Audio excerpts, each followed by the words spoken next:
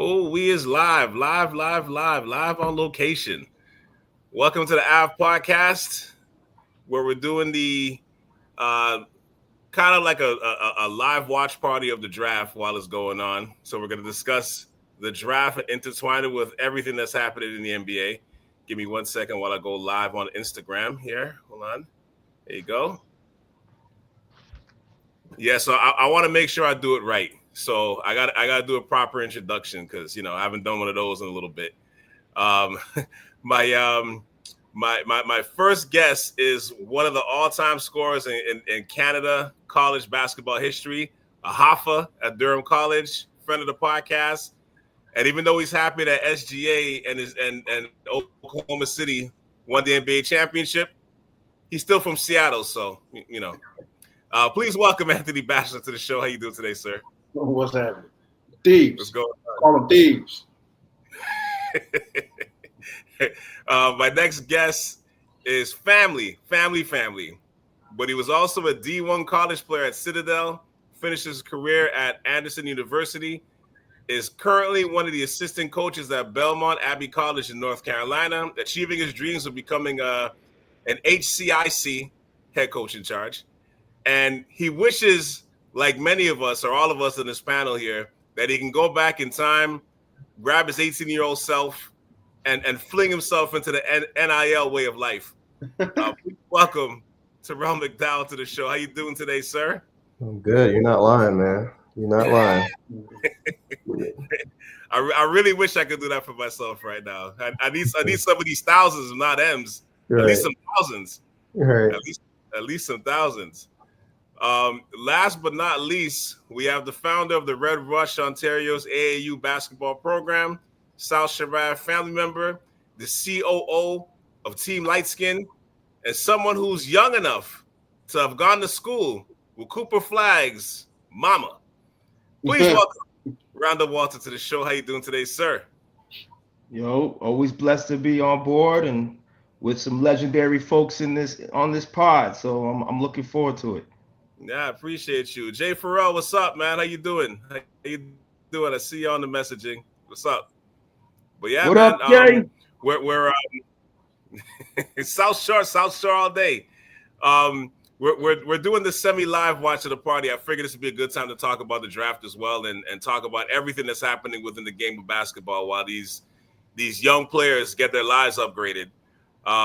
There's a limited preparation for this podcast, which I kind of did on purpose. I just want us to talk about basketball. And I want us to have a free-flowing conversation, and while at the same time trying to balance that my podcast doesn't get canceled. With that said, how do you guys find the draft so far? Is anything shocking to you or anything that you've seen so far? I'll start with you, Terrell, since you're the newbie.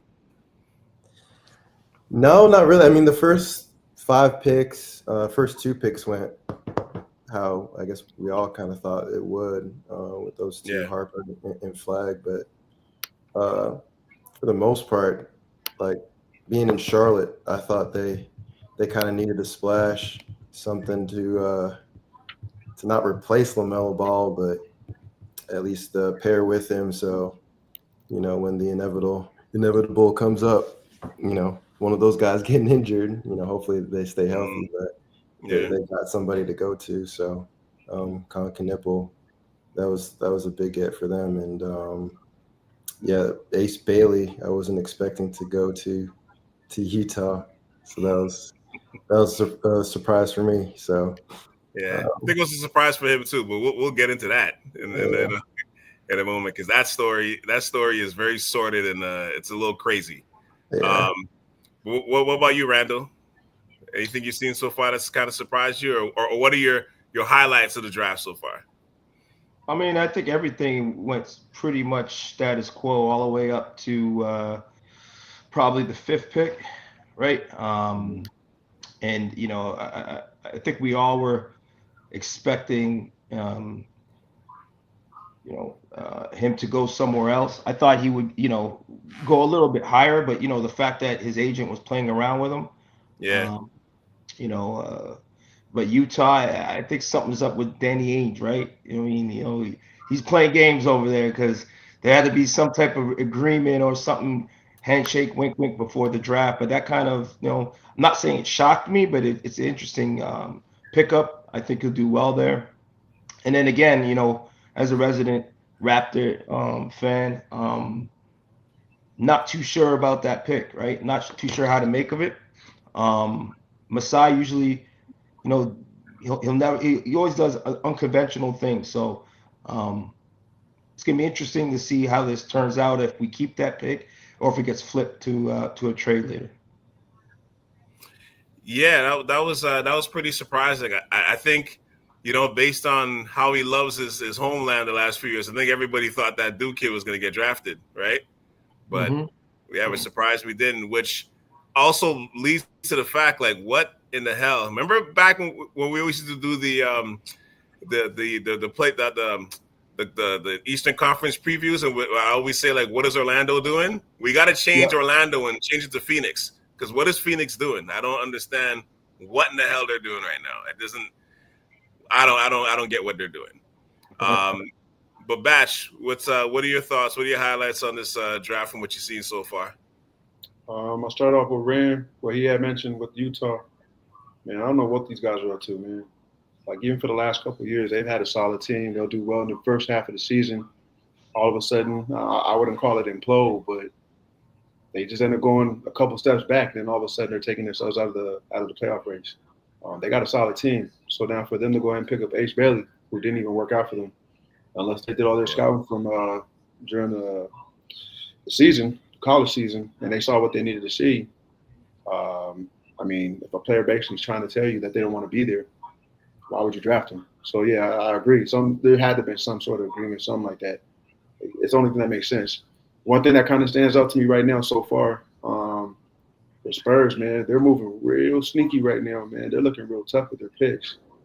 And they're all filling guys, too, that could actually do real well with their system, I feel. So right now, I mean, nothing really too surprising. I mean, other than you mentioned Phoenix, now they got two bigs. I don't know what they're going to do with Mark Williams and then with young man from Duke. I can't even pronounce his name. But come on. I'm not going to try to – I don't even try to say his last name, but but with him, being so raw, like you would expect by him getting drafted that he was just going to go right into the rotation, given that they needed a big early. And then now to bring in Mark Williams, I don't know if they're kind of worried about the injuries that he has from before with Charlotte and kind of having him as more of an insurance piece. But I don't know, man.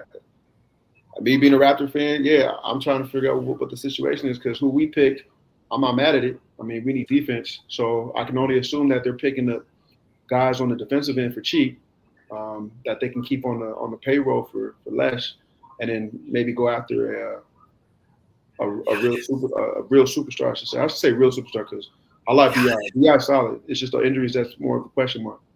But outside of that, Giannis. Maybe they're clearing the decks for Giannis. Nah, come on, man.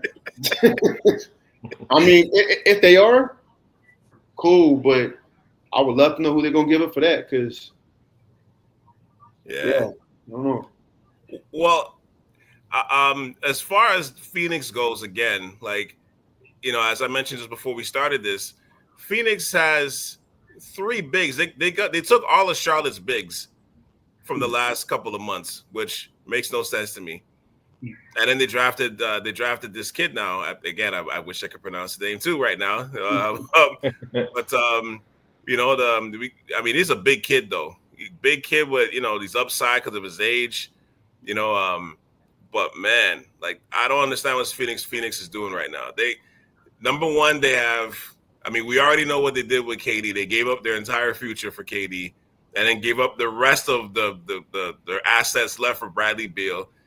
We all saw that was going to be a train wreck. It became a train wreck, and then you basically got back one of your picks, right?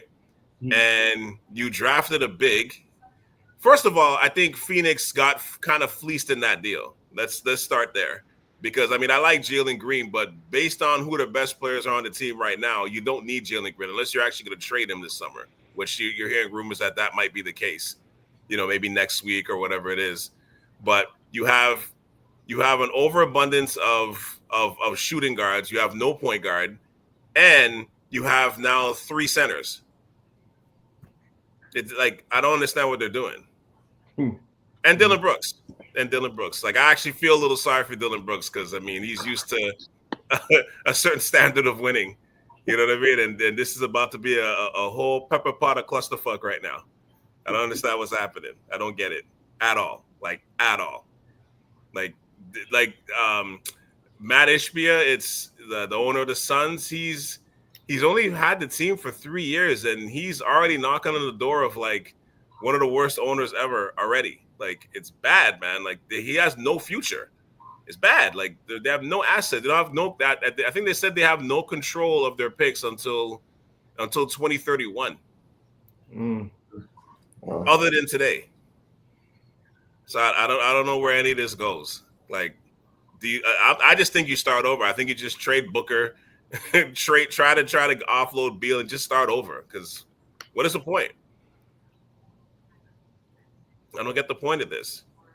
And I think the other thing is, I mean, the trade has been pretty standard. I'm just looking at who's OKC selecting. But I feel like I'm very happy for VJ. The fact that he got to go to I think Philly needed some high character guys, first of all. And that kid, you know, we've heard the stories, the backstories because of Jalen playing there. And, you know, like I had a chance to even talk to him a couple of times. Like he seems like a very nice kid.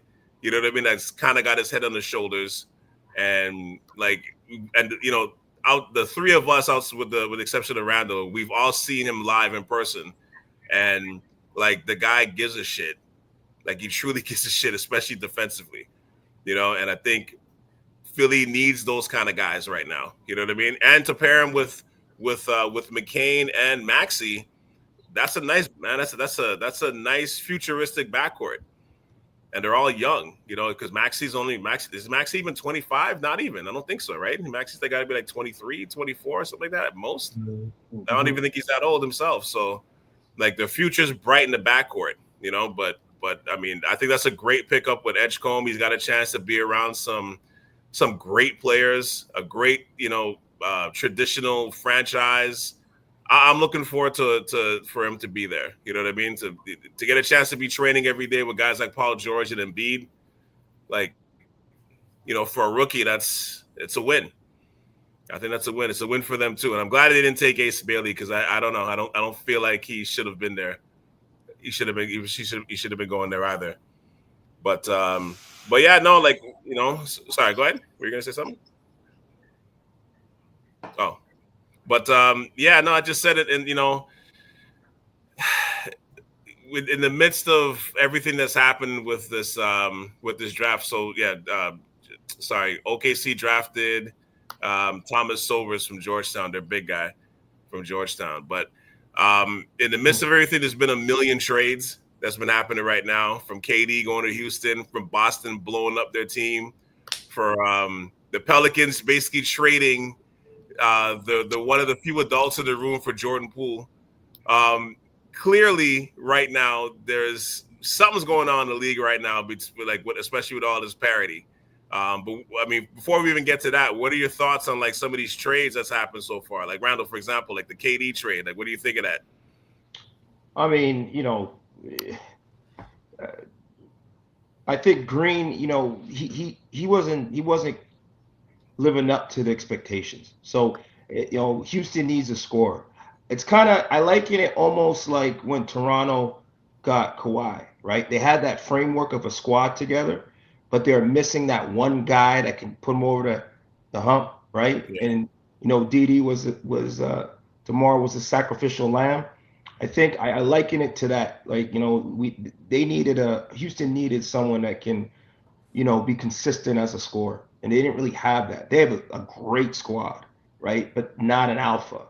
I know KD's coming up in age, but it gives them that edge, right? To put the ball in the bucket, which he does well, and help them win, especially when it came down to the playoffs.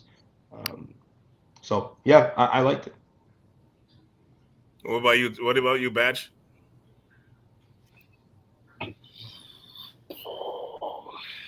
I'm not too sure, man.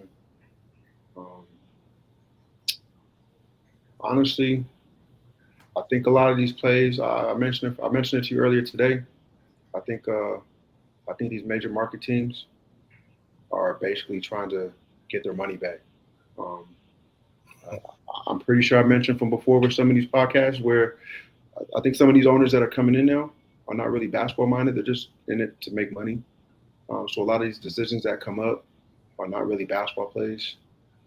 They need some sort of advisor or something like that to kind of tell them, like, hey, listen, if you're trying to win or at least create some sort of or generate some sort of revenue, you still got to keep it within the game itself so you can actually be relevant. But I feel like a lot of these major market teams are kind of hurting now because they've all had this plan to assemble their team 5 years in advance. And now with that CBA that came into play, I think it hurt some of the teams that were already ahead of schedule with that plan with their roster. So now when that CBA got changed up and that second apron got put into play and the whole threat of losing picks in the draft, I think has now kind of got everybody scrambling except for the mid markets. So now a team like OKC, which they're the picks that they have, and then I think a lot of people forgetting about who they picked up last year, that point guard, Nikola Topic. Oh, I think a lot of people are forgetting that they still got a point guard to come in next year. He had a whole season to kind of rehabilitate because he had the injury, right? Was it ACL or something like that? yeah.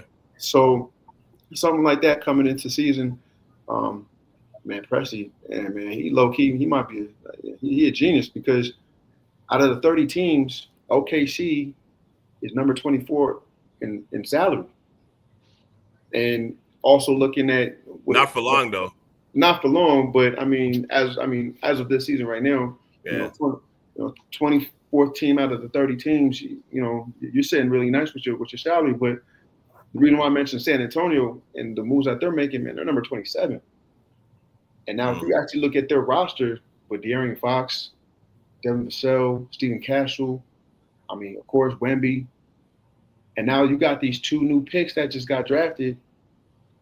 Man, at first I was saying when the whole Kevin Durant pick came in, the trade came in, I was like, yeah, Houston's about to be a problem. Nobody's gonna be able to get them. They got it defensively and offensively, and their bench is pretty decent. But then now looking at the optics with San Antonio, man, I think low key they're moving stealth right now. I think a lot of people are forgetting about them, especially with the whole injury with Wemby and then De'Aaron Fox later on towards the tail end of the season. Who's that? No, sorry. I really like well, that's the other thing too with them. I know everybody loves Cooper Flag. I really like Dylan Harper this season. I thought Dylan Harper was. I think he might have been the second. It shows correct that he was the second. He's the second player drafted. But I really like this game from the beginning. I didn't watch a ton of Rucker games like after a certain point in the season, but man, I really like. He reminded me of like. To me, in the games I've watched, he kind of reminded me of like a 6'4", 6'5" Brunson at times. Like and not just because he's a lefty. Like he was just a tough player. He can score. He can get to the basket when he wanted. Like he seemed like he could kind of do whatever he wanted, being like he's 18, 19 years old. The team wasn't that great, but I just loved his tenacity, the way he got to the basket. Sometimes he would dunk it, but it's kind of reminding me of Brunson. How Brunson just goes downhill. It was a lot of similarities to me when I saw that. So for San Antonio, I'm wondering how that's going to work. Two lefty guards with him and Fox together in the backcourt.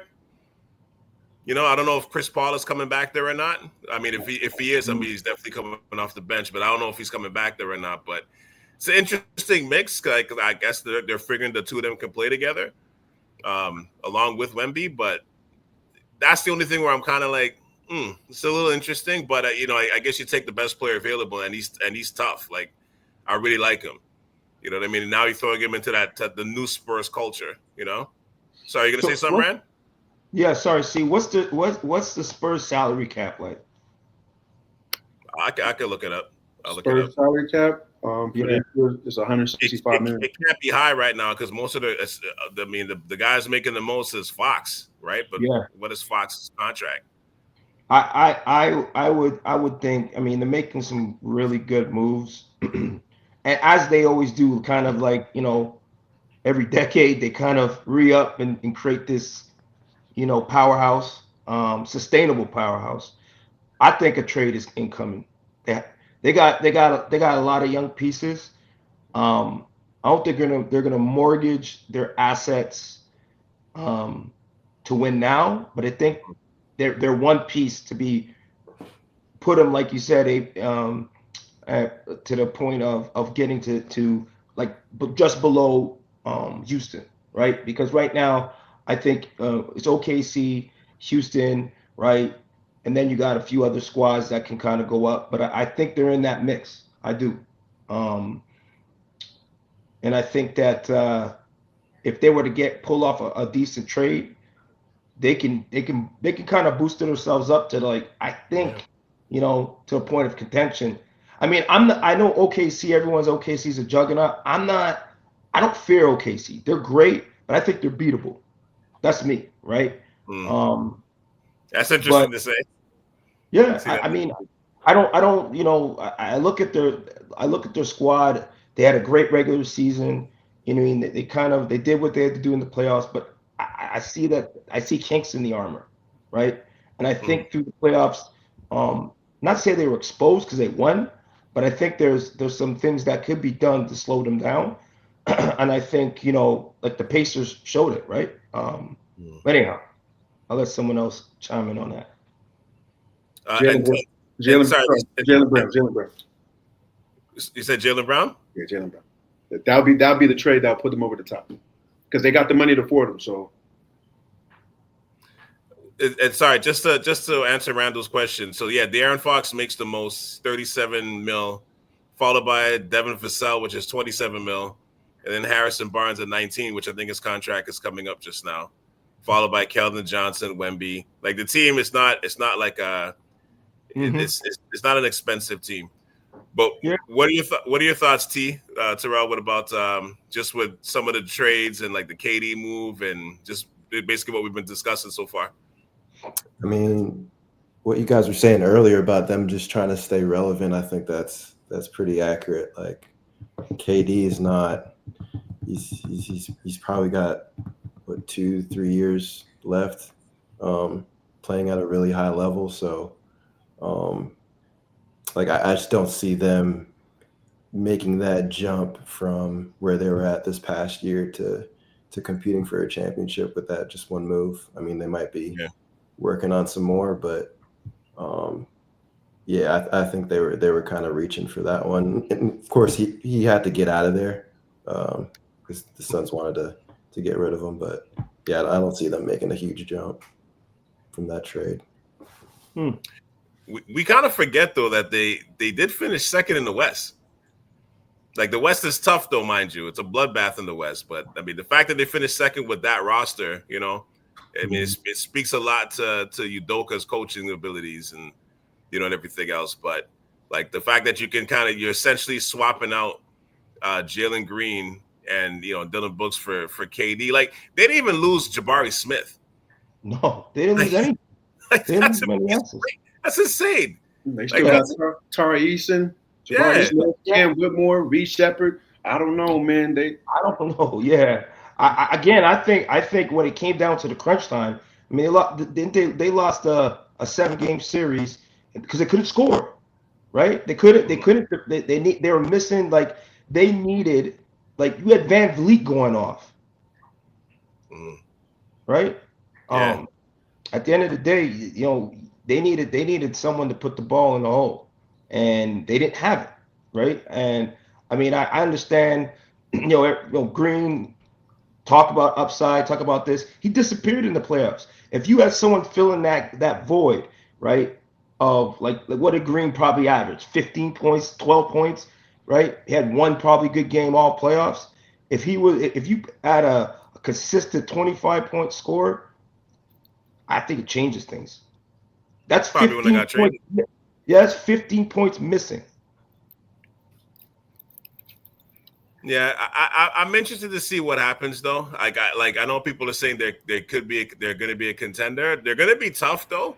They're going to be fun, but my thing with KD is, again, I mean, he's not the most healthy guy at this stage. You know, as you get older, you don't get healthier. You know what I mean? And he's missing he's missing at least 15 to 20 games a year easy. Yo, you don't like KD or something? What's that? You don't like KD or something, man? You be shitting on him. KD, man. I like. Yeah, but I love see, KD. does he need to? Does he need?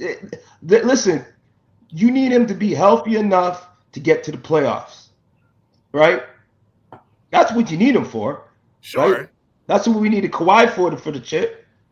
I mean, yeah, he's getting a little, long in the tooth, but what he does, his game is timeless. It's predicated on that mid-range and his length, and like he's 37, right? And Ty said he has 3 more years. Think about that. He'll be almost 40, and he's talking about prime. And I don't know if he's going to be in the prime, but I think he got at least 2 more years to average more than 20, right? And that's what they need. They need a certified bucket getter. Am I lying? Nah, but you know what the crazy thing is? If this was LeBron's name, everybody would be like, "Oh man, he got like 5 more years. It's no problem." I don't understand why we're not giving this to KD though. This doesn't make sense to me. Right, I'm with you. The only thing I'll say, only difference I'll say, right, Batch, is that KD had that Achilles injury. Mm-hmm. So I'm not sure how much that slowed him down or took some time off the timeline of his career. And a foot fracture and a knee injury. Yeah. But I mean, ultimately at the end of the day, there may be age, durability issues. But again, I thought he's what Houston needed. I mean, what else did they need to put him over the top? They have a good squad. They needed a scorer, so they got one. So they traded Jalen Green and replaced him. Bomb. So really, they didn't really lose any. I mean, they lost the defensive side of things. Yeah. But I mean, and that's big. I mean, looking at the 2 teams that were in the finals, look at how good they were defensively. But wouldn't you now replace Dylan Brooks with a younger guy and Tari Eason though? Right. Well, I don't know. Yeah, Did they swap out intensity for intensity though? I think so, because even so, if you really look at the minute structure, Tari Eason was getting some solid minutes. Yeah, no, I like him. So, I think yeah. Like I don't know. I mean, Dylan Brooks defensively, yeah, he's good, but at the same time, he's still a wild card. You don't even know if that defensive energy he's going to put out gives you 2 technicals. Mm-hmm.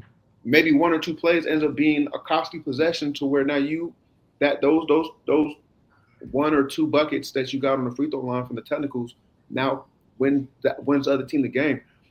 That I don't like. It's the same thing with Draymond. Draymond's always just running his mouth, and sometimes I think it's for content for his own little situation that he got going on outside of basketball. But half the times when he starts talking, I'm like, dude, man, come on, man, just play basketball, man. Like, I understand the emotions get the best of you sometimes, but just hoop. We don't need to be doing all that, man. And he has teammates that come to him like, hey, yo, chill out, man. Like, let's go. And I feel like even when KD was on Golden State and those 2 would bump heads, it would be more of a, like, Draymond, his emotions just go crazy. And then KD's like, man, this guy's tripping, man. What's wrong with this guy? Yo, dude, let's go. I don't know, man. It's one of those things where I feel like the trade that they did with Dylan Brooks from Houston was probably needed, where you have someone more of a settled defensive player in Tari Eason that could fill that gap. And then now you have someone else to replace in the second unit that could do more, maybe on the offensive end, as opposed to having the second unit being more defensive minded, right? So now I think that the team is probably more well balanced in a sense. Okay, so we are talking a bit about the draft, so I'm trying to mix everything together.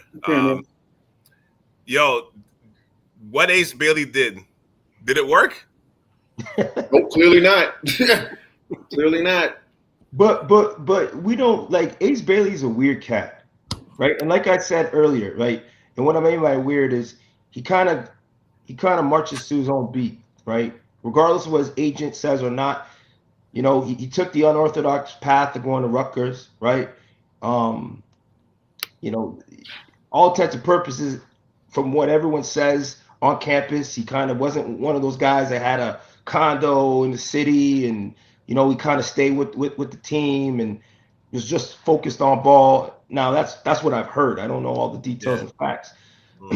And what his inner circle and people are saying, you know, that's coming out of, you know, his camp and the media, is that he wanted to go to a place that he could be the focal point, that he could be like the franchise is wrapped around him. He can grow, kind of be like the next Ant, you know, that kind of thing. And it doesn't matter about the market, but ideally a small market, so he could be like the main focal point. He got what he wanted. Wait, Utah? Yeah. But damn, Utah? Yeah. I mean, you still got Lauri Markkanen in there. Come on, I ain't talking to team. I ain't talking to team. What? You're trying to say he's not the main guy on that squad? Okay, let's forget Markkanen. What about Keontae George though? No, come on. Ace Bailey's gonna be like, those are good players. Colin Sexton.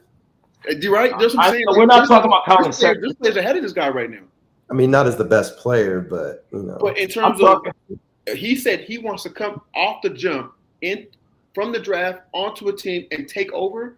Yeah, he wants to be Markkanen got that in Washington. No. So then what was he talking about? What was he looking for then? I don't think he wanted to go to Washington, did he? I think he wanted to go to either Washington or Brooklyn. He actually he did a private workout with. I know he wanted to go to. I thought, okay, I wasn't sure, but I know there's something there with Utah, right? I think, you know, I think he's gonna flourish there. Personally, yeah, on the second unit. Okay. Yeah, I'm just keeping it a buck though, because really at the end of the day, if you really, I mean, let's go based off of what Utah's been doing the last couple seasons. In the first half of the season, before the All-Star weekend, he's not starting in the first unit. After All-Star break, when Utah says, you know what, I think I want 3 more picks in the first round, they're gonna start tanking, and then they're gonna say, all right, you start, and you can do whatever you want. Because it's crazy, because even last year, Utah was doing well. They didn't start Isaiah Collier, how do you say his name? Yeah. And then second half, they started him, and this guy was going nuts. Mind you, solid player. I didn't know he was that good, but he went crazy in the second half, right? Mm-hmm. Is this something that Utah wants to do now again? Have they figured out some new scheme to kind of set up teams to where they're like, hey, you know what? I think I want that guy from your team. I want that guy from your team. I don't know. And do they try to tank one more time to get AJ? What's his name? The Bansta, yeah. Oh man, that would piss me off, man. This has to stop, man. Danny Ainge got to start. He got to be spoken to, man. Take a trip to New York City, man. Go talk to the commissioner real quick. Because I mean, you know, like he's the quote unquote hometown kid, even though he didn't grow up there. But you know what I mean, though. High school, now BYU. You know what I mean? Can you keep him in state for a third generation? You know what I mean? For a third iteration of his career, can you keep him in state? You know what I mean? Which I mean, I'm sure Ace Bailey won't be happy at that. But I mean, by all accounts, they were just talking about ESPN before. They were saying that this was not one of his destinations, so he was not happy with. No, I don't think it was, but I think that he'll get some run there.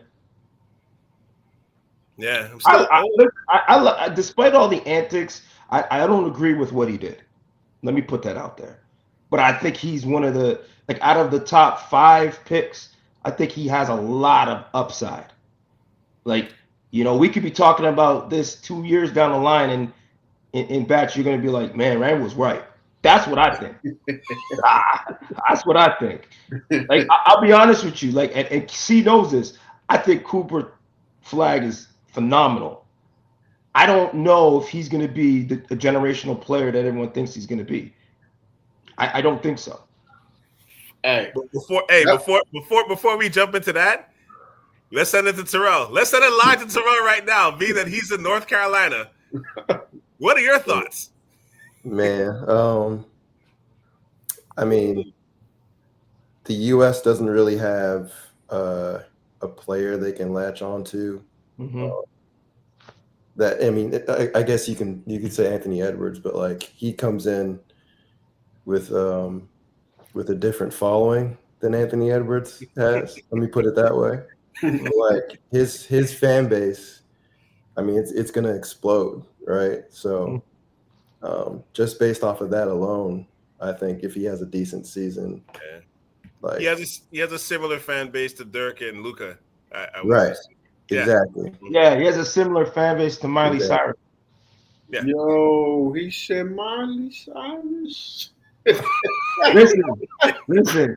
Maine is my alma mater, so I know all about him. No, I know.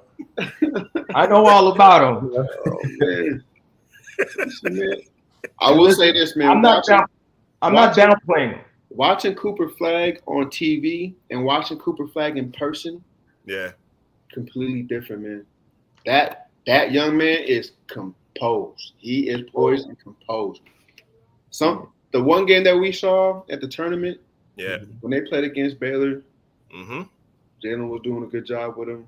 They switched off of him, and the thing is, he just was like, "Listen, we're just gonna play the game. I'll move the ball. We're gonna get buckets. Boom, boom, boom." And then all of a sudden, you look at the stat sheet or you look at the scoreboard and you're looking at his stats, and you're like, "When the hell when did he rack up all the numbers?" Yeah. He silently moves to where he affects the game in ways that you don't even realize. Oh yeah, that kid is that kid. He's gonna be a problem. Listen, now is he gonna be effectively a problem with Dallas with AD? Let me take that away. This guy's gonna be injured probably after the second game.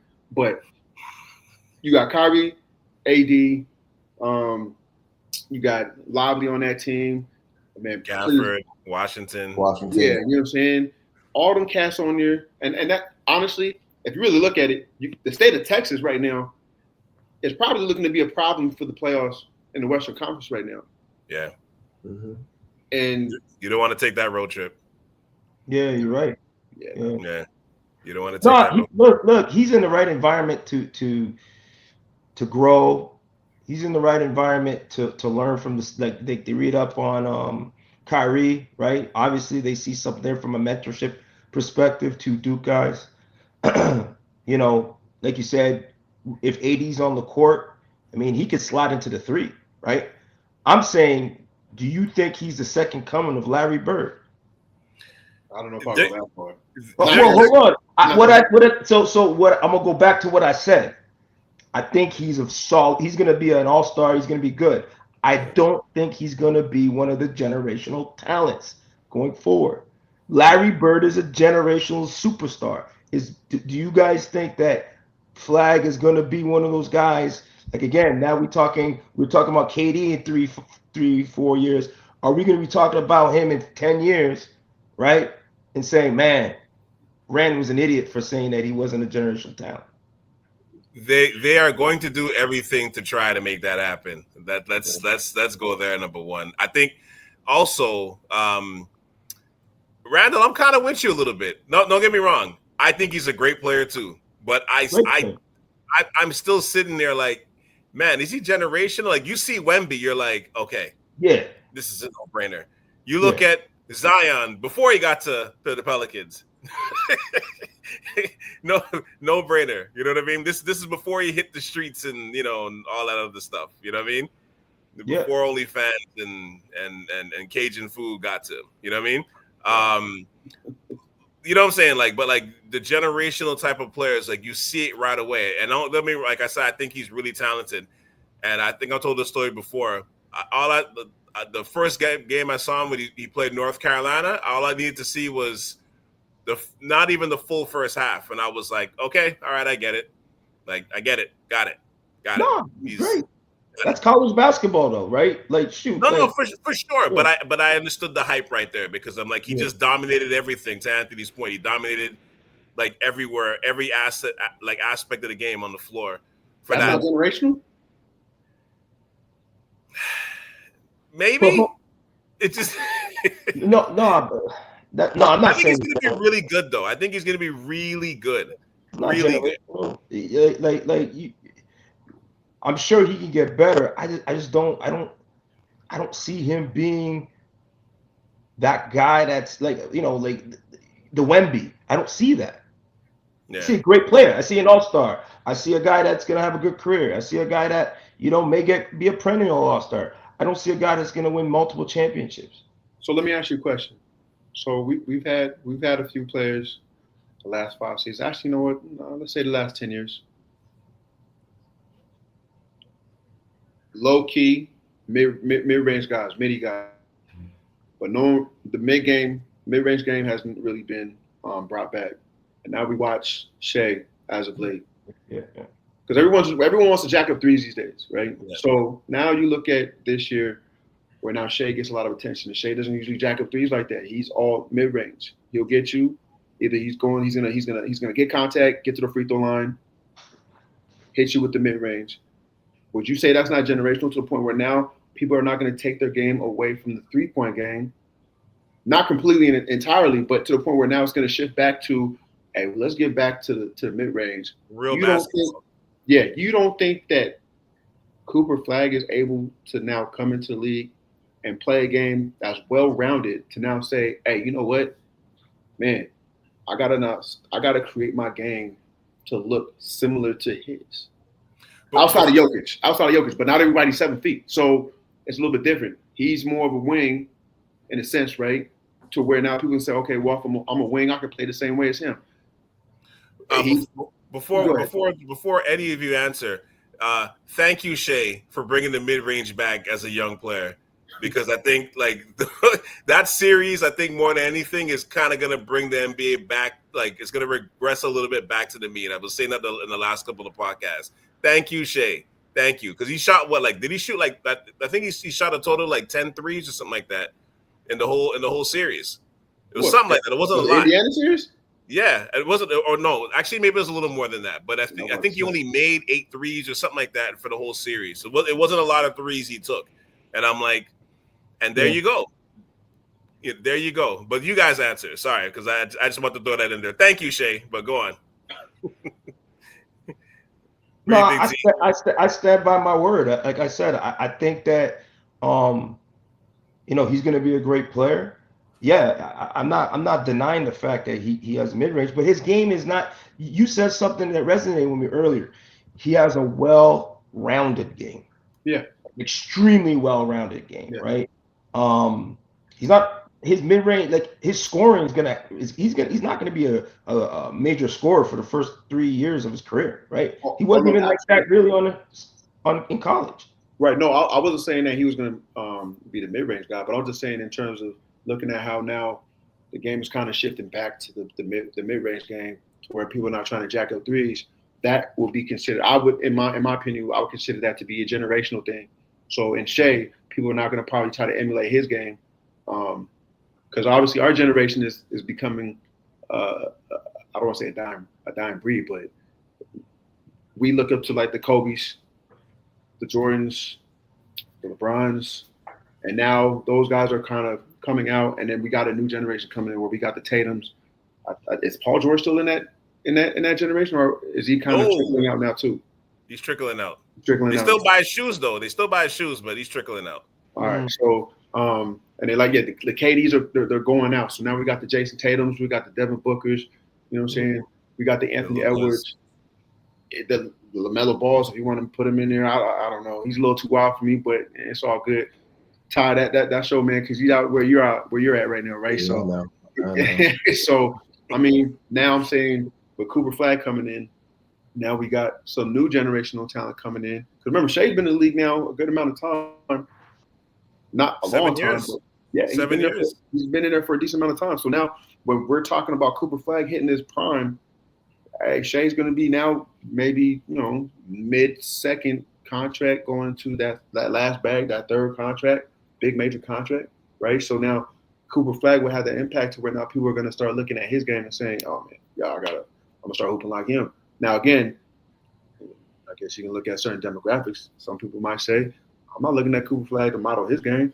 I'm going to look at someone else. Fair enough. That's fine. But if we're talking about real basketball, you better start picking each person's game and putting it all into one. And I would say he would be the first one you probably start gravitating from, for sure, or gravitating to. You talking about the Post Malone fan base? Sure, discuss that Post Malone. He's switching up too, but I don't know. But yeah.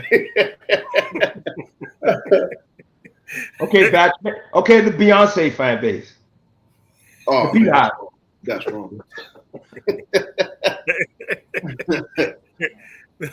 No, but it's well. I think it's I think the thing that Cooper has going for him is, I don't know if somebody mentioned it here before, but just the fact that you're around those type of players who's won chips that are going to the Hall of Fame, in particular Davis and Kyrie, Kyrie being part of that brotherhood, over at Duke, right? Like just the fact that you're around that kind of culture already. I mean, mind you, let's see what the ownership does. Let's hope it's and let's see if management just keeps it the way it's supposed to be. You know what I mean? But with all that said, like just to be around that for a couple of years, you go on some playoff runs, and then in about 2-3 years, the team is his, and he's got all this playoff experience and all this know-how at 21. You know what I mean? Like that, and then you're leading the new era of the Mavericks as still a very young player. I think that could be, God willing, he doesn't get hurt or anything like that. That is huge. I think that would be huge for Dallas. You know what I mean? Like, because now you're resetting everything. You're building the team around him, and he's got a wealth of extra knowledge that he's not going to be accustomed to losing. You know what I'm saying? Like, usually teams that are drafted number one, you're gonna do some losing for a while. You're gonna need some vets. You don't usually get those good veterans until like a couple of years into the league, and he's gonna have all of that right away. You know what I mean? I think that's great. I think that's great for him, to be honest. So a question for you. Looking at Will Clayton Jr. getting picked up by the Wizards. Yes, I was about to mention that too. What direction do you see Washington going in right now? Because they're picking up a lot of scoring. A lot of guards.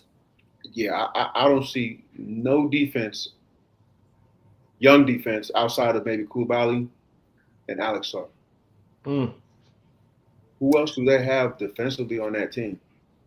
Are they keeping that pick or are they trading it? Are they? I'm not too sure. I don't know if they're trading it or not. I don't know. We'll find out. I mean, the three of us got a chance to see him play in person. Like that kid. I mean, when we saw what he did the rest of the tournament, man, he's as steady as they come, man. He's tough. I like him. So I like him a lot too. I think that's for Washington to pick him up. Like Washington's making some interesting moves right now. They seem like they're trying to get a little bit of a better character. You know what I mean? Better, like just better IQ in the locker room. It looks like just the fact that they traded for McCollum. You know what I mean? Like they got an adult there. You know what I mean? Like with Middleton and Marcus Smart, and you know what I mean? Like you can see they're trying to have a certain set of vets around their younger players. Like they don't have that stud superstar young guy coming in on that team right now, or he hasn't materialized yet. But the George kid, is it not Keontae George, Keyshawn George from George, yeah, and then Bub Carrington. Like they got some guys, like they got some decent players on that team, and Koulibaly's he's solid too. Sarr's not as bad as they thought. You know what I mean? Like everybody thought he was going to be like this wonder bust, and he's not bad. Yeah. Time out. See that trade. So I'm trying to keep up with the ticker. So that Right. Washington selection got rerouted to Utah. They got rerouted to Utah? Yeah, Utah. So Okay. Clayton Jr. is going to Utah now? Yo, Clayton is with Ace. Hold on. But again, that's bad for Ace. He said he want to be the guy. He definitely ain't going to be the guy now. There you go. I don't know what Ainge is doing. Because, Sexton and Clarkson are they're done. They're on expiring contracts. Yeah. So those two are going to probably be replaced by them. Okay. Well, we're waiting for Canadian Will Riley to be picked up. He hasn't been picked up yet. I think Miami just grabbed his teammate. He's actually pretty nice, though. I can't pronounce his name. Isaka. Shoot, I can't pronounce his name. Is that the big? No, the guard. Yeah. Kasparis. I can't pronounce his last name. But yeah, no, he was pretty good. He was a solid guard. So we'll see. He's in that Heat culture, so we'll see. But yeah, I mean, Clayton going to Utah. Confusing. It's pretty good. Confusing. Yeah. Now you got me on that one. Yeah, confused, man. I can't Got me figure out on that one. I'm stumped. I don't know. So let me ask again. Did the Ace Bailey strategy, did it work? I guess we're gonna find out. We're gonna find out what, July 1st, when was that free agency, right? Mm-hmm. Free agency pops off. They start really making some trades, trying to free up some cap space and whatnot, and then I don't know, man. Well, here's another question I want to ask you now. Because we were talking about Philly earlier. Seeing the way the East is getting laid out right now, does Philly have a chance? Yes. I'm about to drive crazy. Oh wow! What you said that? To get out of the East? Yeah. Hold on, easy. At the end of the day, when Joel Embiid wants to play basketball for real, not doing this bullshit basketball he does, he's a problem. Yes. Yeah. And now pair him up with Maxey, that's another problem. Paul George, not really too concerned about him. He's got to stay healthy.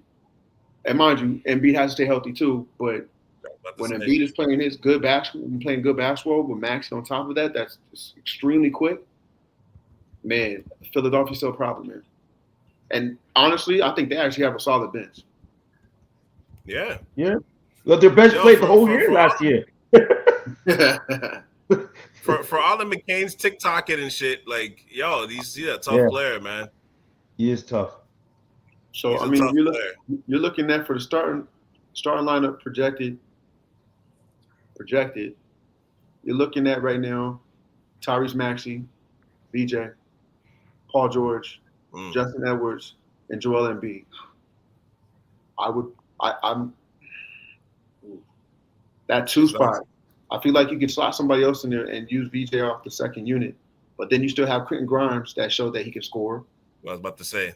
Right, you still got Kelly Oubre that's there. I gotta look at these contracts. I'm not too sure if Kelly Oubre's still on the roster. I think he'll still be on there. Yeah, still on there. So then, listen, Philly's still got Reed. You still got Paul Reed. No, he's gone. He went to Detroit. Oh, is he gone? Yeah. Okay. What about Liam McNeely? They got Adam Bona, the dude from UCLA. He's pretty good. He's tough. Is Liam McNeely gone? McNeely? The dude from UConn. Yeah. Oh wow. No, I didn't see his name up here yet. No. Yeah.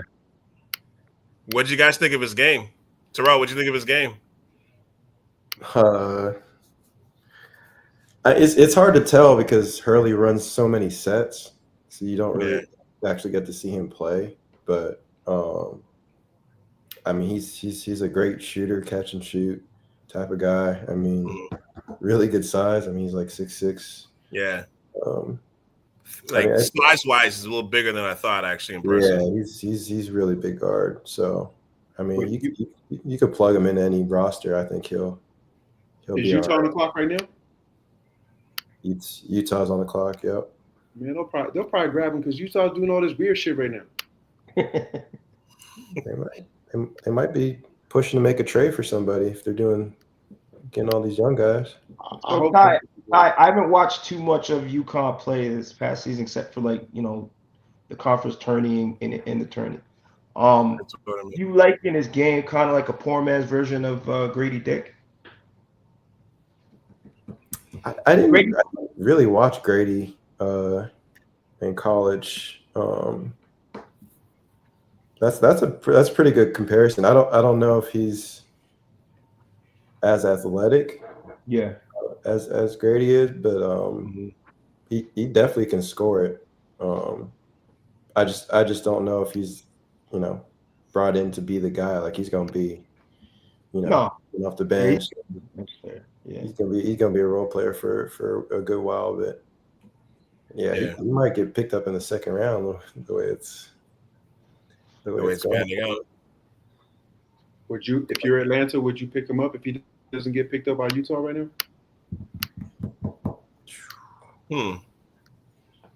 Yeah, maybe it's decent size. Outside of Trey, who's your next shooter? Yeah, that's a good point. Porzingis. Nah. I mean, you're a stretch shooter, but you could say that. But you got Will Riley with Utah. He's missing half the season. He say second half, you saying? Yeah, he's missing half the season at least. Okay. I'm talking about Porzingis. He's missing out Riley. Oh, Porzingis. Man. Yeah, come on, man. He's missing half the season. At least. He's missing at least minimum 30 games. He just finds a way to do it. I don't know how he does it. That's crazy how you just came up with that random number, 30 games. At least 30. It's at least 30 games he's missing. There's Canada right there. Will Riley just got picked up. Oh, he did? Yeah. Utah? Utah, yeah. Oh, wow. Good for him. Good for him. Okay, so then what are we looking at here with Utah then? Are these guys basically – go ahead, Cal. Oh, no. Sorry. I was just going to interject real quick because I think I told you, Randall, about this. Big Brother Curtis, he was running some like a summer tournament in 2023 or 2024. I think it was 2023. And Riley was actually playing in the game. And I remember I was going to leave because we were supporting a couple of our – we're supporting a couple of our friends' sons who were playing in that game. So I was going to leave, and Curtis was like, no. Stay and watch this kid, because he was still playing at that prep school in Philly. So he's like, stay and watch this kid, because apparently this kid is supposed to be good. And I was watching him, and by the end of the game, I was like, okay, like I need to go on Instagram or whatever. Listen, this kid. See what they say down in the local circles of grassroots ball, like in AAU circuits. It matters where you play. You know what I mean? And Dwayne Washington, I gotta give him a shout out. The founder of UPlayer, one of the founders, runs it right now. Way back, I mean, I've seen Will growing up playing, right? From a small kid, like frail, always working on his game, but I didn't see it. I'll be honest with you, I did not see it. And I remember, Dwayne having him playing up, and I'm like, I don't know if he could do it. He's like, what are you talking about? This guy is nice. He's still coming his own, and I even coached against him a bunch of times. Like he's out in the London ways for played prep Southwest started as a point guard on a varsity team, right, in grade 9, right. So and he was doing some work, right, and you could see the length of development. At the time, he kind of reminded me of Ball, right, kind of floppy. Yeah, erratic game, but they got it polished up, and he grew more. So he was more of a point, and then Dwayne got him in the lab and turned him into a 2, and Bob's your uncle. He created history, right? And again, UPlay's pumping them out, man. All them all-stars that come from Canada, likely or not, is 2 programs, UPlay or Brookwood, and they've been doing their thing. So who's been out from out there now other than him? Shaden Sharp, Shea. I know I'm missing some off the top of my head, but I know there's been more than that. What's his name that showed his Johnson to the therapist? He got kicked out the league. Well, hey, he was in the first round, right? What was his name? I'm talking for the Spurs, Primo. Oh, Primo. Oh, he was nice though. Yeah. I know. Who else? Isn't Murray from Hamilton or something like that? Yeah, Jamal Murray. Jamal Murray's from Waterloo, Kitchener-Waterloo. Yeah, but he played for CIA Bounce, I think, right? Yeah, CIA Bounce. Yeah. And I think. So go ahead. And I think he may have played for Canada Elite when it first started with Thon Maker. Mm-hmm. I'm not mistaken. His last year, I could be wrong, but I thought there was something there. But shout out to our boy Dwayne, Mr. F45. But I remember he showed me Will Riley's like he went on an Instagram page, and I'm like, yeah, so that kid is good. He's like, oh, I said we're talking about him being one and done, and he was like, oh, he's already with Clutch. I'm like, well then for sure he's gone. Like for sure he's out of there then. If you saw him with Clutch, and then you saw it, like when you went on Instagram, you saw like Clutch like agency, whatever, like that was one of his tags. I was just like, yeah, well, he's definitely going first round now. Then that's a wrap. So and it turned out, that's exactly what happened, right? But again, did Ace Bailey make the right move? It's probably my running theme at this point. Well, the pick was traded to Washington, so I think it was a swap of picks. Ooh. So Will Riley is going to Washington now? He's going to Washington. I think Clay's going to Utah. Yeah, these two teams they're all over the map right now. I don't know what's going on with these guys. Yeah. I think they're just collecting talent. I think that's just basically what's happened. They're just collecting assets. That's what it seems like. And when you're a young team like that, I think I don't think that's a bad strategy, to be honest with you. You know what I mean? Because like if you're at the bottom and you just need good talent, then you can make trades and figure it out from there. But as long as you can get as much, you're just trying to get the best players available, right?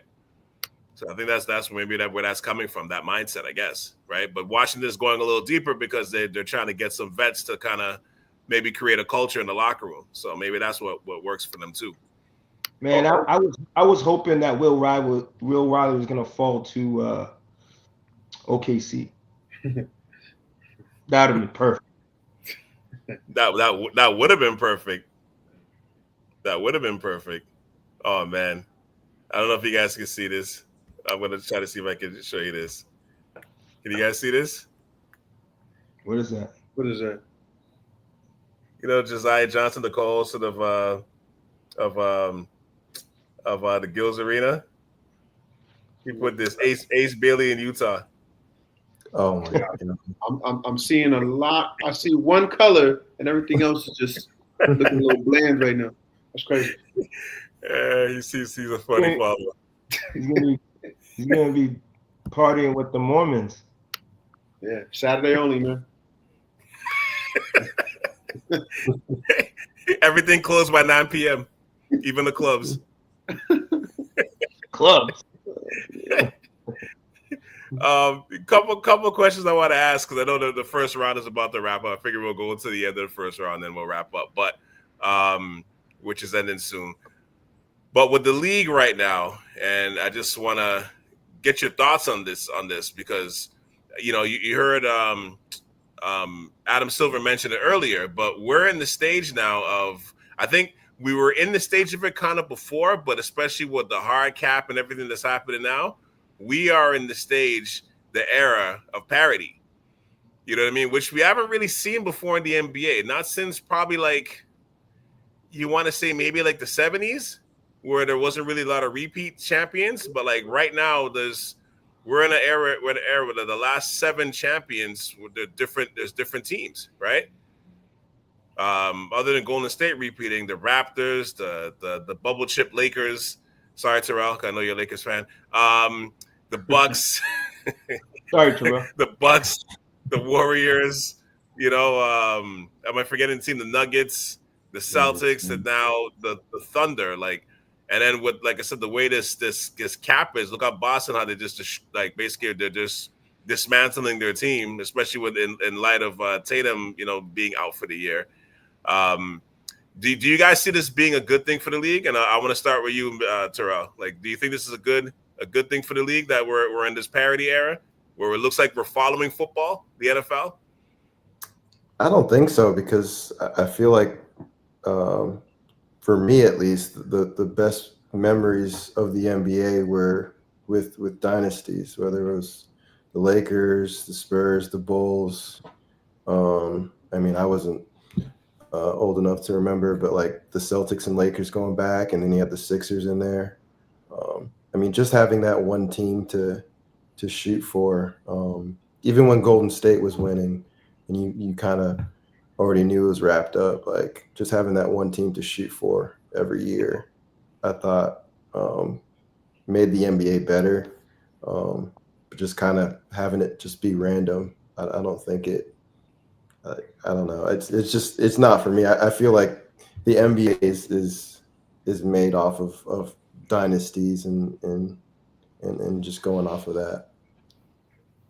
With respect to like other sports and stuff, right? Like it's with respect to other sports, but as far as the NBA, I think the dynasties are what makes the NBA good entertainment, good TV, and that's where you get a lot of those core memories. Well, I mean, with OKC now, I mean, I don't know. You might That might be a future dynasty, depending on how things fall. But See the history of the league. I mean, they won, so which is great. But history. A collapsing of talks during a contract negotiations could change the whole trajectory of a franchise, right? As we've all seen and watched, like from all these teams and teams we thought they were going to be dynasties from. The Magic with friggin' Penny and Shaq Yo, to see there? Seattle. Yeah, I'm here. Okay.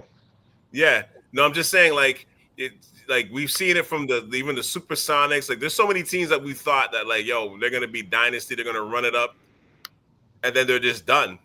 You know what I mean? So I'm not saying this is gonna happen to OKC because they won, and now you got that experience of winning, and and they're set up for the future. They're the one team that's set up properly with this new era of like the second apron, hard salary cap, and everything. But I want to get your thoughts as well. Batch, jump in. I'd agree with T. You don't think it's good? No. I mean, you're going after one team every year. You train on the off season. I mean, obviously, you got Eastern Conference. You're just trying to get out of there. So Eastern Conference is probably like, I'm going after Philly. We got to get out of there. But then in the Western Conference, which most teams are coming from the Western Conference to win it, you're like, hey, listen, at the end of the day, we got to beat this team. I think that's what makes it all best, because now when you got Indiana sneaking in there, I mean, it's good for a little bit, but at the same time, do we really want to watch Indiana Pacers in the NBA Finals? I mean, it worked out for them. Like, they're a good team. But I don't want to watch Indiana, though. You know what I'm saying? And I think that comes with the whole marketing scheme that the league has brought in. We know, again, the major market teams, so you want to see the major market teams. Now, mind you, every Christmas, sometimes I don't want to see no, I shouldn't say that. You want to see the Knicks every Christmas. But then when they started sneaking in Milwaukee in there, and I was like, nah. Yeah, we got to get them out of here. I'm not trying to see Milwaukee in the Christmas. You don't want to see Giannis play on Christmas? Nah, man. You and Giannis, man. Yo, listen, I don't know what it is with you and Giannis, man, but he ain't coming. I'm not even talking about that. I'm not even talking about whether he's coming or not. I don't know, man. You over there trying to do the whisper or something like, hey, Giannis, please, come here. Come to Toronto. Yeah. I want a superstar back in the city, man. That's all it is, man. Yo, we got BI. That's good enough, man. Trust me, yo. BI's nasty, yo. He's nice. Yeah, but he on that Porzingis bus. No. We can't go that far. Nah. Okay, he's missing 25 games. 25. Jeez. All right, man. All right, it's okay though. Listen, all I can say is, I mean, yes, parity is good sometimes, but I would say, for the normality of what we're used to and what we've grown up to seeing, I think, yeah, having the dynasties is probably, I think it's best. I could be wrong. Maybe things do a crazy shift, a change. Yeah. And maybe I'm biased because let's say, yeah, I would love for Toronto to be in that discussion. And most people probably like, I'm not trying to see Toronto play in the NBA Finals again. That was weak. But really, it's just one of those things where, yeah, I'm a fan of the Toronto Raptors. So it comes and goes. Like, I'm a fan of the game, but at the same time, I want to see good basketball. If I see good basketball, I'm a fan of that. But at the same time, I think the marketing behind it still kind of manipulates you to say, yo, I want the dynasty at the end of the day. From what you're saying too, because you're like, you don't want to see the end in the finals. I mean, that to me, was that not a great finals? I mean, no, it was. It definitely was. They put on a show. It definitely was. Like, watching the NBA Finals this year was fun. But at the same time, you also still have to think, listen, before the game starts, I'm like, yo, Indiana's about to get slapped. We were wrong, but then that's when the conspiracy theories come in. How the hell did OKC get slapped by the Indiana Pacers? Now, mind you, they're a fast-paced team, but at the same time, you're telling me that these guys are able to slap them by 20 points? You talking about Game 6? Yeah. Again, conspiracy theory, but it just seems off to me. Mm-hmm. I mean, Game 7. Well, I mean, yeah, Game 7s are never bad for. Game 7s are never bad for any league, and Derek Queen just went to the Pelicans in a trade with the Hawks. So just to give you guys an update. But Randall, what are your thoughts on the parity era? I think it's variety is good. You know what I mean? I've never been a fan of any sport of a dynasty, right? I've always that's just personally me, right? I hated the Bulls. I hated the Lakers. You I hate the never liked Patriots? watching. But can't stand the Patriots. I hate But the 49ers, man. They're weak. yeah, so at the end of the day, watching that was a nice little shot in there. I Had to. know. I Had caught it to. delayed. You only bang your foot at the corner of a desk and then it hurts like 2 seconds later. That's what that comment just did. Like you bang your shin on the side table. Yeah. Yeah, my toes throbbing. But go on. No, I think a lot of it's like anything, right? Everyone roots for the underdog, right? And I think this year was no different. I mean, I don't think anyone expected Indiana to go to the finals. No, not at all. OKC, I think that was kind of like, yeah, we see that. I think would have been good parodies if the Knicks made it. That would have been amazing. Even if they lost 0-4, I would have loved to watch that. Not Just me. the crowd alone, right? Yeah, nah. Hey, them fans, man, they're nasty, man. That's why I would love to see it. Yo, that was the best part, man. What do you mean? That's the best part. They're too much, man. And the crazy thing is, I got cousins in New York. I'm not trying to hear their mouths. I'm good. Man, that's too much. Yeah, the best part of the Knicks playoff run, or the second, other than watching them play and watching them at Madison Square Garden go crazy, the best part was going on Twitter the next morning and watching all those crowd shots and the videos. Like, they're insane. They're insane. You can appreciate this. They remind me of the Canadians when the Canadians make it out of the first round and they start flipping buses. Like, they didn't get to that level where they're flipping buses and burning police cars, but just watching them go crazy and just like pack out just like East 34th Street and all them boroughs, and they're just going wild. Like, that to me was hilarious. Like, I loved watching. I can't imagine what it would have been if they made the finals too, just for that alone. Yeah, think about that. You would have to put an alert. They would probably have to get military presence for those guys, so they're out of control. But again, that's entertainment, right? That's what I want to see. You want to see that whole vibe of seeing the Knicks, who are perennial losers. Sorry, Kev, I had to say that, right? Perennial losers, and the fact that they thought they had a glimpse of hope to make it to the finals, that was hilarious. I mean, they got a shot to go back, especially the way the East is laid out now. But go on, right? Yeah, and don't forget, they got lucky because Detroit could have took their asses out, right? So we talk about parity. I mean, that's what you want to see. I don't want to see it scripted like every year, like we kind of get it scripted, right? I want to see, like, I like the fact it was different with two different teams. And I'll be honest, it was the most entertaining finals I've seen in a while, right? So 100%. No, I said 100%. Yeah, I mean, I get it. I get it from the marketability standpoint.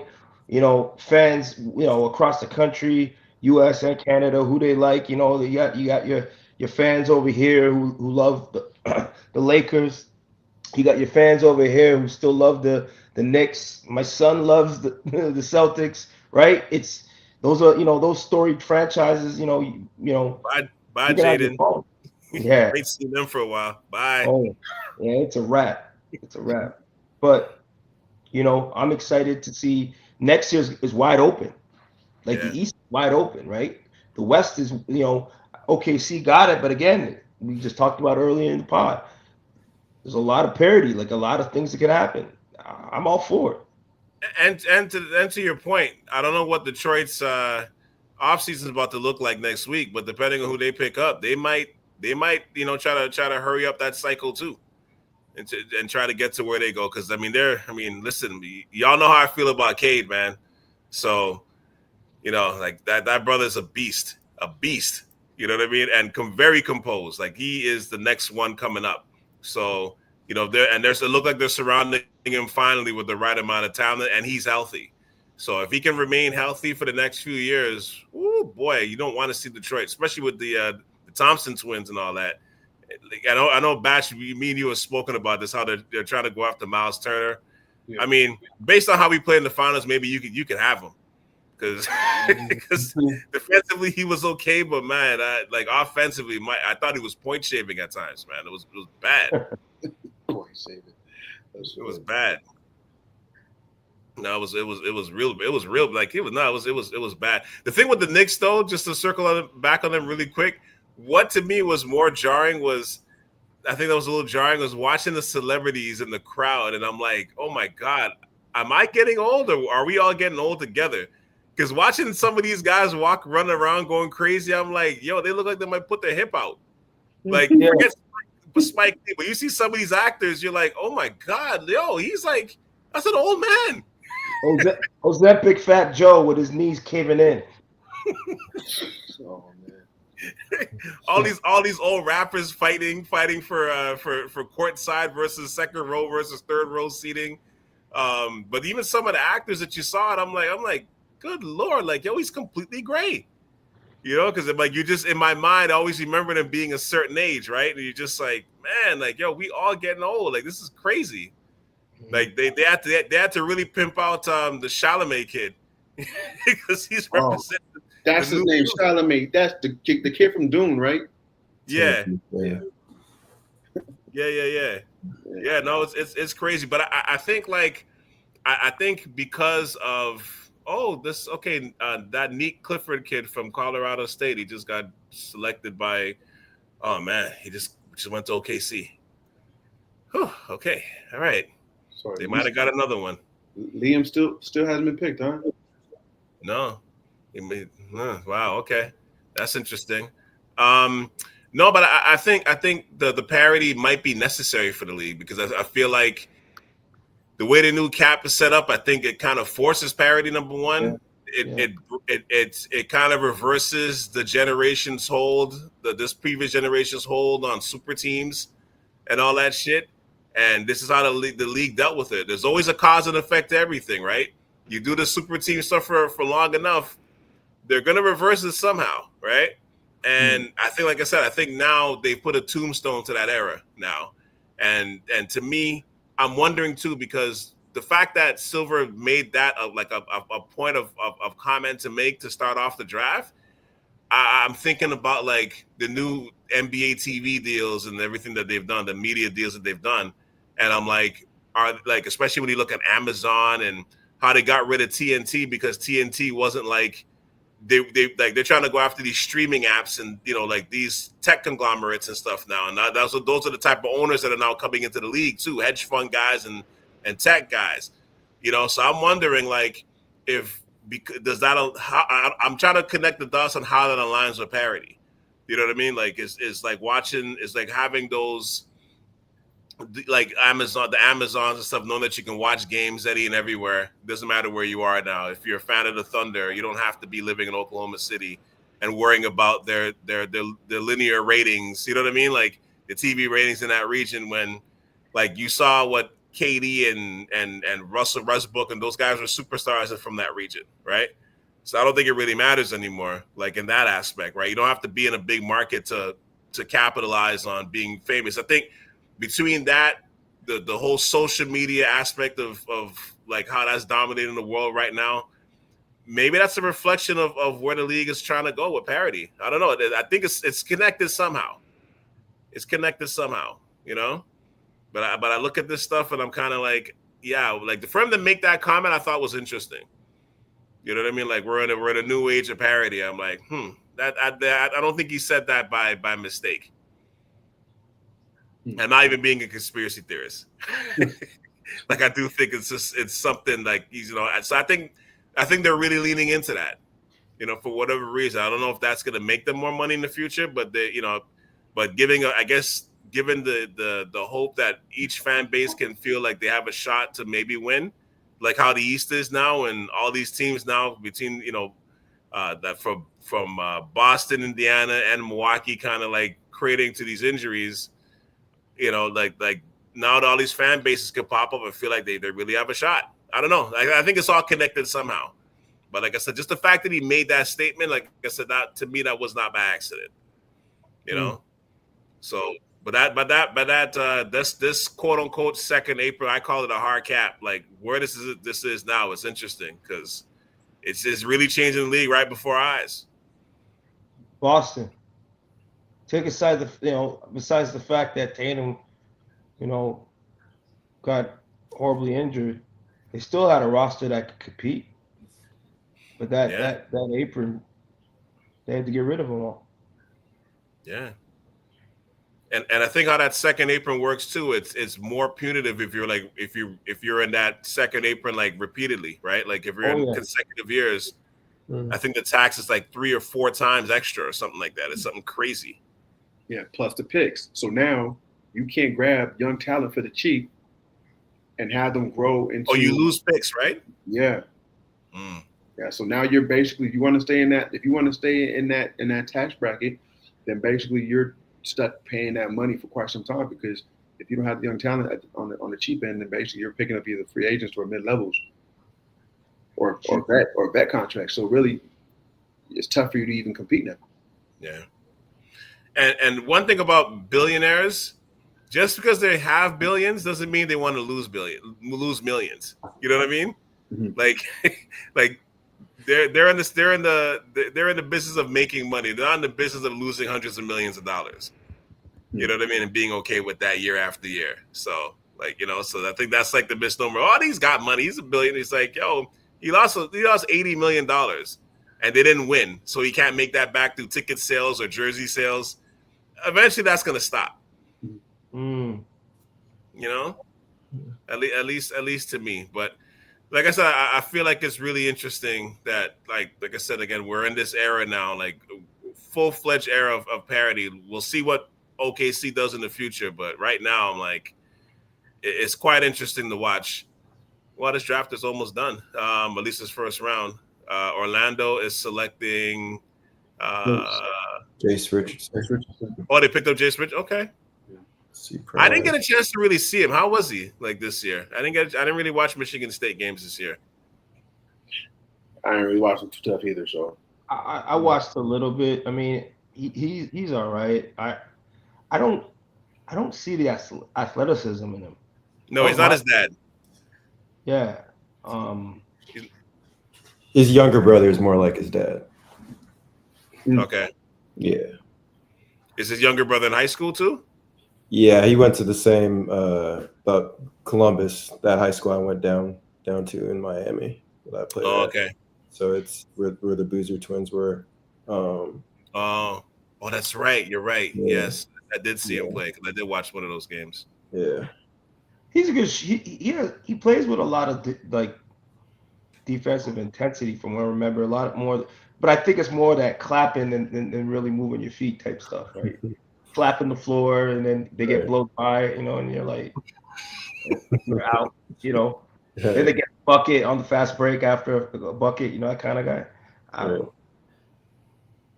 You're saying this for Jace? Yeah. For Jace, or okay.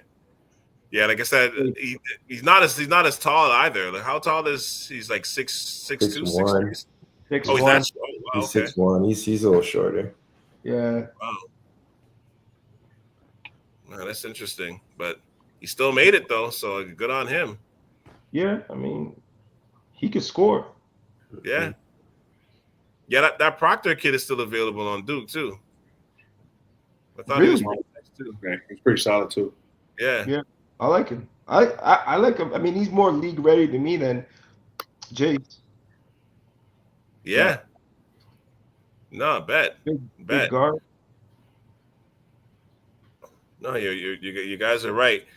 So before we wrap, because I mean this draft is about to end. So who do you guys? Well, actually, yeah. Before we wrap, because we didn't really. I know we touched base on Oklahoma City. Number one, what did you guys feel about their run, like throughout this year and this playoffs? And then number two, who do you think can overtake them, at least right now? Because this is very early. Next week is free agency, so all this could change. But with all that said, what were your thoughts? I guess we'll start the first question first. What were your thoughts on how their season went? We talking OKC? Yeah, OKC. Yeah. I think as expected them to dominate. They continued from the year before. They added the pieces that was necessary. more so on the defensive end. I think with that Caruso pick, I think that kind of solidified the advantage on getting to the finals. Mind you, Denver, they pushed them to the limits though, and they did that with a hurting team. So I think to Rand's point earlier, where he said that they're beatable. I think if you go back to the film and you watch that series again, and you kind of see what did Denver do different than the other teams that faced them, and you kind of find the weaknesses, it'll be the scouting reports will be different this time around. Let's say that. OKC might not do the same thing next year. I hope they do. But I think now the way teams are now creating their roster, I think it's over. I think it's a one-time deal, man. It's always harder to get 2-3 in a row. They got their one, but they're not losing anybody though. At least doesn't matter though, man. It doesn't matter. Now we're doing scouting reports. If you got someone that has a usage rate that's extremely high, I don't know what Shea's usage rate is. I want to say maybe mid-30s or something like that. Could be 40s. Who knows? And you got to play through Chet and Jalen Williams. You definitely got to move that ball more. It can't be as dominant, so to say. That ball's got to move. So Shea played that type of game where the ball was moving in the regular season, but then it kind of stuck to him a little bit more in the playoffs, right? Except for Game 7. Game 7, he had 12 assists, which was needed. So, but now imagine Tyrese Halliburton doesn't go down because he came out cooking in those first couple minutes. So that game could have been different. But at the same time, with the Western Conference being so powerful, if I'm looking at OKC, I say feed the bigs and attack the paint. They don't really have strong bigs like that. Chet's still skinny. I don't want to call him frail, but he's still small. So him going up against Wemby, who put on another 30 pounds, that might be a problem. Shea going against see Wemby, these pictures of Wemby. No, fair enough. Shea going against Wemby, going into the paint, he might get that shit tossed. So now you got to start playing from the outside. What shooters do they have outside of? Are we calling Dort a shooter or what? I feel like OKC needs some shooters right now. I feel like that was a shot against Montreal, Randall. No, there wasn't. Nah, I'm gonna leave them alone. It's okay. Don't worry about it. I'm not saying nothing about Montreal. Shout out to Montreal. Even though I don't speak French, all that business. You know what I'm saying? But at the end of the day, OKC's gonna have to add, but they're not really adding the stuff that they didn't do well. Like the rebounding was okay, but it could be better. The shooting, it could be better. Dort's a shooter. So you're considering Dort a shooter then? 41% this season at the 3-point line. Sac passe mambule. Sac passe mambule. Hey, you got translations on here? I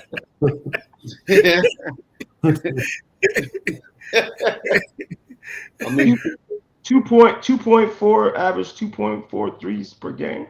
2.4. That's nothing though. In this era, that's nothing now. But I mean, he didn't shoot a lot because the ball was in Shea's hands all the time. Yeah, and he makes them. He makes them. 41%. You can't sneeze at that. He makes them. Let's see what happens next year. I feel like we're gonna see. They're still gonna do well. Don't get me wrong. Do I see them in the top 3? I would actually say no to that. Wow, that's crazy. That's crazy. Is it though? Yeah. That's wow. Okay. Listen, man. I'm a big fan of watching film. Yeah. I don't want you to win, so I'm gonna watch film. Let me find out ways. I play you 4 times. Why not? Yeah. I agree with the film watching that part of it for sure. Terrell, what are your thoughts?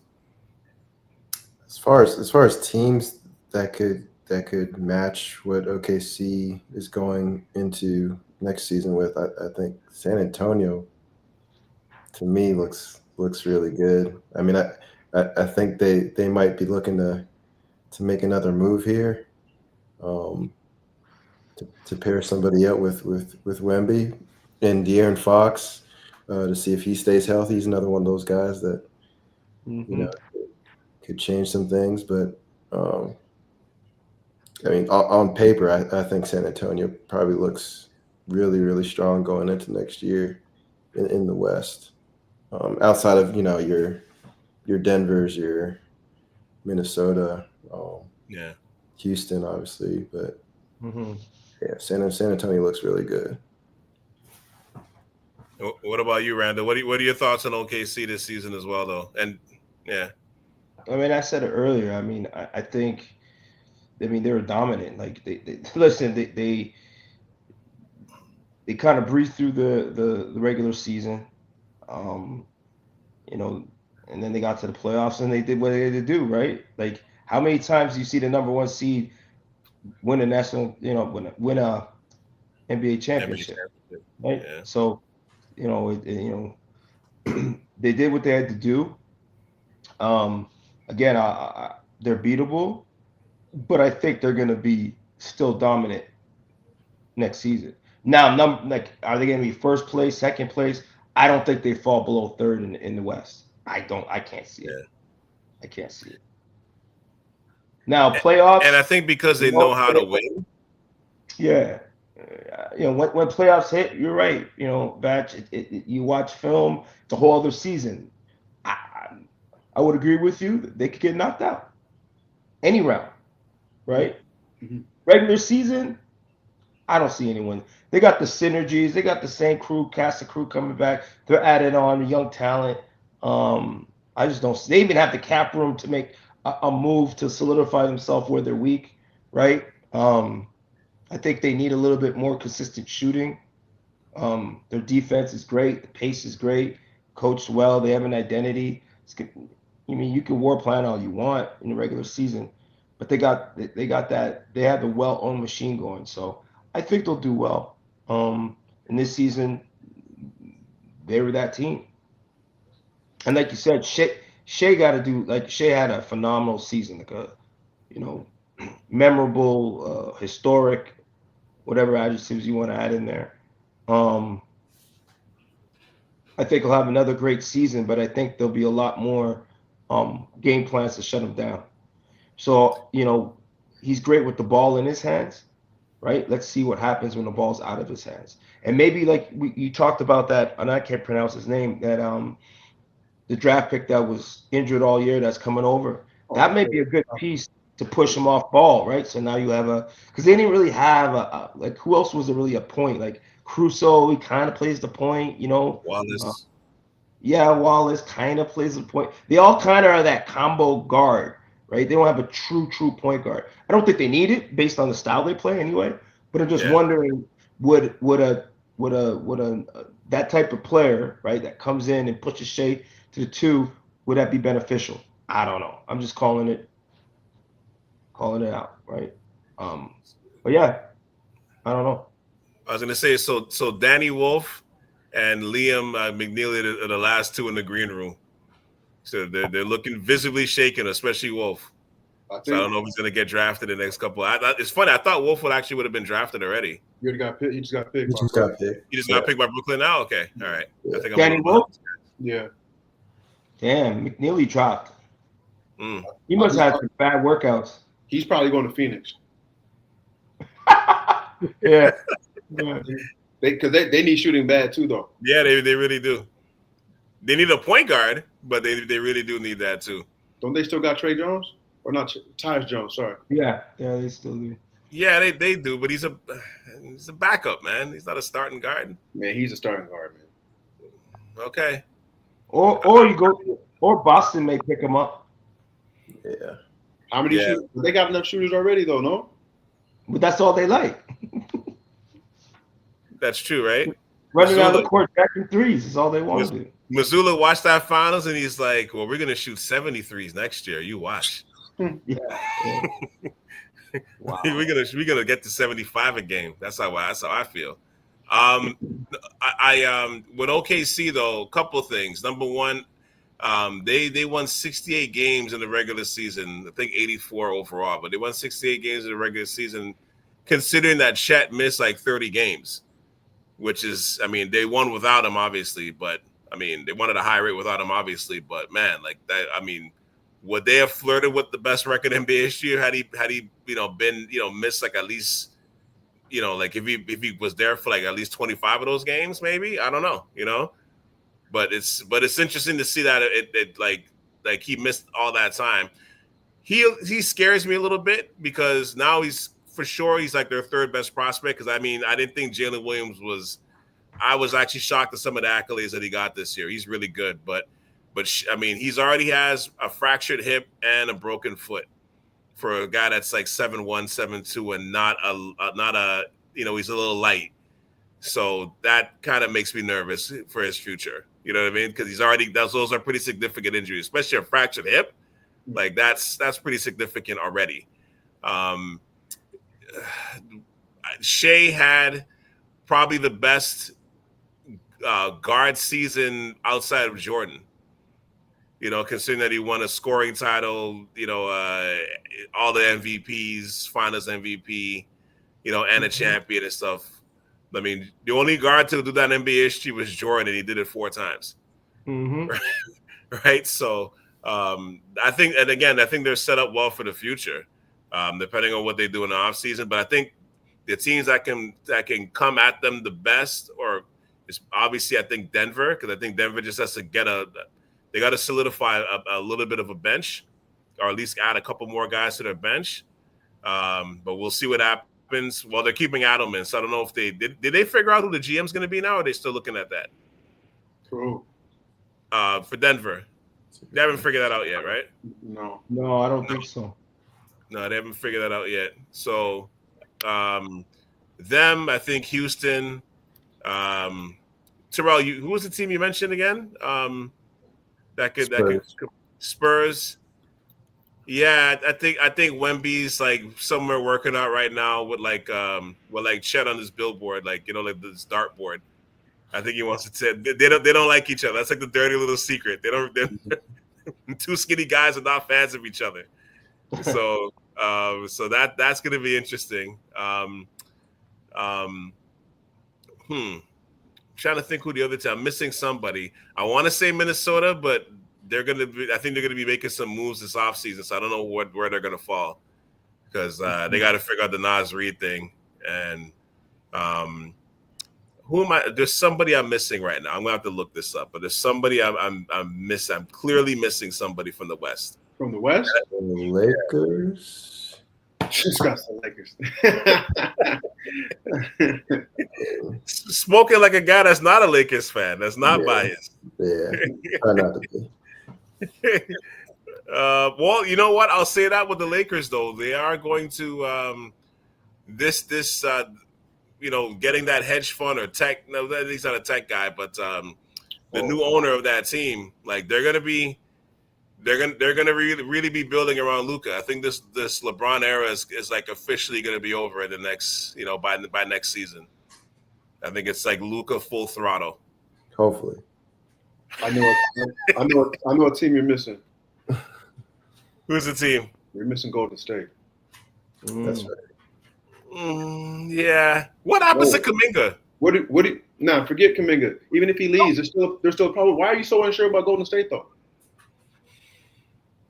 I mean, I like Butler. I don't know. I don't know. We'll see. We'll see what health does for that squad. So let me ask you a question. Steph's my guy, but Steph's getting older. If Steph doesn't get injured, do they get out the next round? Ooh. Who they play in Minnesota? Yeah. Yeah. It was close. It'd be close. It'd be close. Now, if they got past Minnesota, do you see OKC beating them? Golden State? Yeah. For sure. Yeah. Yeah? Yeah. With these? I don't know if with ease. I'd say with ease. I think I'd give Golden State maybe 2 games. Wow. That's not going 7. Whoa. That's not going 7. I didn't like what I saw from Butler. I thought Butler was going to go in Miami mode, at least that, when Curry went down, and he was still trying to be a Robin, which I don't know. I thought that was odd to me. I'm like, was he hurt? But he's done that before in his career, so I don't know. I didn't like how he played that like in that series at all. But no, that's a good question. Yeah, and that's another dirty little secret too. That Curry SGA matchup. So I feel like there's a little something there too. Okay, so as much as I'm not a fan of the 3-ball, 3 is greater than 2. I'm just saying. Are we gonna say Dallas? I thought Dallas was already in there. In the running, yeah, I guess they could be there too. They could be in the running too. For sure, you got 3 Texas teams in there for sure. You got Houston, Dallas, and San Antonio. Yeah. San Antonio being the top for sure. Yeah, and I guess whatever it's hard to say with Memphis right now because I don't know what they're doing either. Well, I know what they're doing. They're cutting salary, but they could be one, but it depends on what kind of offseason they have. Because I mean, for all of Ja's idiosyncrasies to use that nice choice of words. I mean that guy's box office electric when he's right and rolling. You know what I mean? Like that's an instant 40 wins just him on the team healthy. But the problem is he's never healthy either. So I don't know. But they could be a team, but I don't actually know. I'm gonna take them out because I forgot Oklahoma. Like they basically sandbagged them the whole that series. That wasn't even close. So I won't even put them in there. And I think in the East, I think Cleveland right now should stand pat. I think the Knicks should stand pat. I think Philly should stand pat. Orlando's making moves. Detroit should make a move and get another vet or two. And yeah, I'm gonna go with Batch, and we said at the beginning of the pod, I think Atlanta might have something to offer too. Because especially if Jalen Johnson plays the whole season, like yo, you kill me. This man done named off everybody off his fantasy roster. Yeah.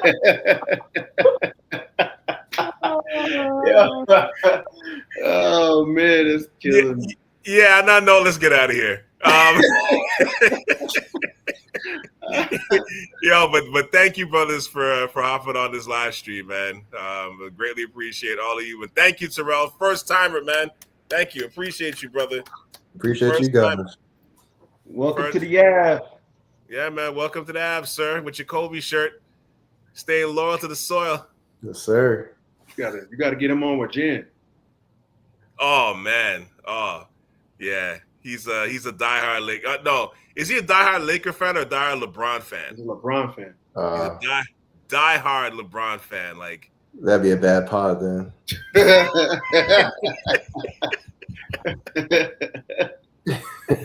Well, you know what? No, what? We're cutting out now, but really quickly, what do you think of this era now? Now that they've sold the team, as a Laker guy, I think it's great for Luka. I mean, like you said, it's the LeBron era is kind of over, and they have to move on because he's going to be done here in a few years. So, they're able to make some moves, especially with them needing to fill that big man spot and get a big this offseason and just get some more pieces around Luka and hope it works out. But yeah, they got a lot more money to spend with that new owner and see with his track record with the Dodgers. So I think things are looking up. So I'm excited. Yeah. Hopefully they could work with Phoenix and maybe get one of those big guys because they have them all now. It seems like. And then it's the Luka and Bronny era, right? Right, Luka and Bronny era. Yeah. Hold on a second. We wrap this up.